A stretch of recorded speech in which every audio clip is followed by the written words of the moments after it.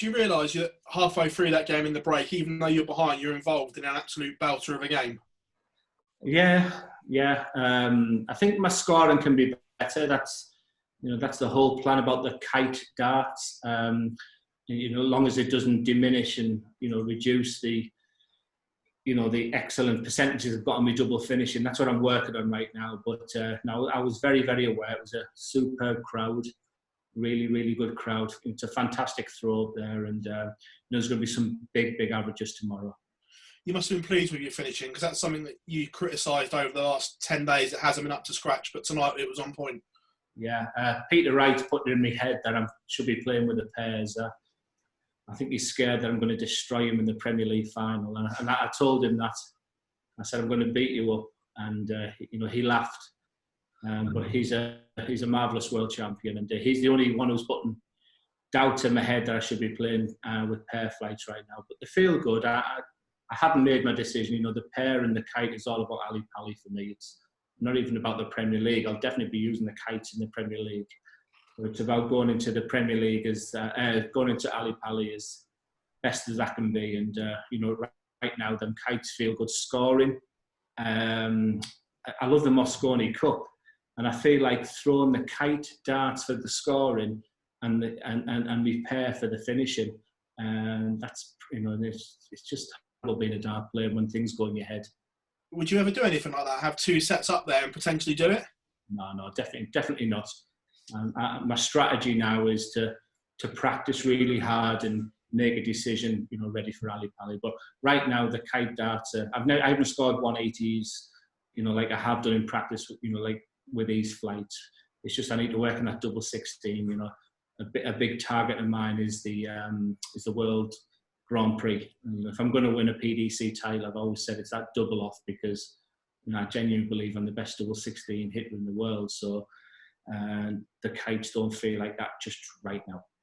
Well, you've just taken out the #1 seed, so you could win a TV title before the World Grand Prix.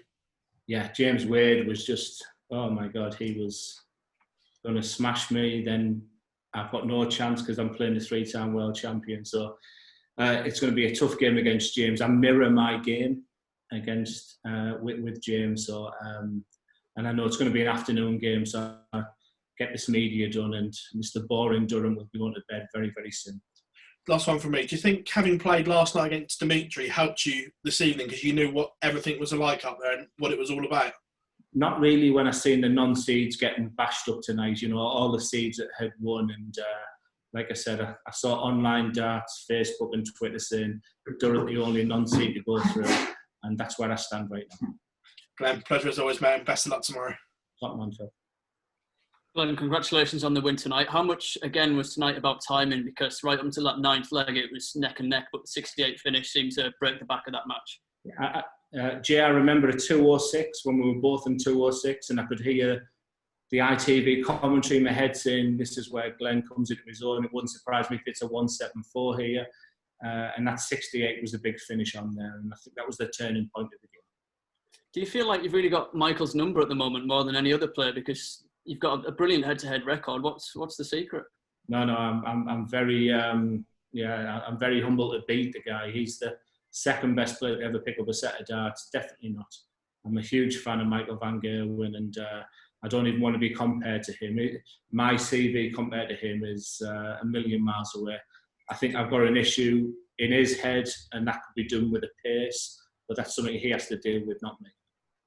And just looking ahead to tomorrow, James Wade, a lot of people liken your game to James, and I know it's someone you've got a lot of respect for, and as you say, you model your game on his game. So how much are you looking forward to that? I had a lot of respect until I sat with him tonight, and he told me what he was going to do to me, then what he wasn't going to do to me. He's part of our team now, but I'll be staying as far away as possible from him tomorrow afternoon. That's for sure. Just like I did with Jim Williams, Jamie Hughes, and Dimmy last night. I really admire Krzysztof Ratajski. He just comes in, does his own thing, and I admire that. And if truth be told, I would rather be that guy who's just on the board on his own, just comes in late like he does. I'm a big fan of Krzysztof. Thanks a lot, Glenn. Well played tonight again. Thanks, Jay. Just one from me, Glenn, if that's all right. What were your thoughts when the draw came out? Because obviously you've had plenty of matchups with Michael in recent weeks, and once again you've beaten him. Yeah, that's a good question. And the honest answer is I was only thinking of beating Dimmy to get revenge on the world match play. But when I beat Dimmy, I soon realised that it meant diddly squat to the match play. I mean, the guy broke my heart there. I knew it was worth a Grand Slam. If I'd have had a crystal ball and saw how Gary played in the final. So I didn't think of Michael. Genuinely, I try to give as honest answers as possible. So my first reaction was I've got an opportunity to right a wrong from the match play. Right, brilliant.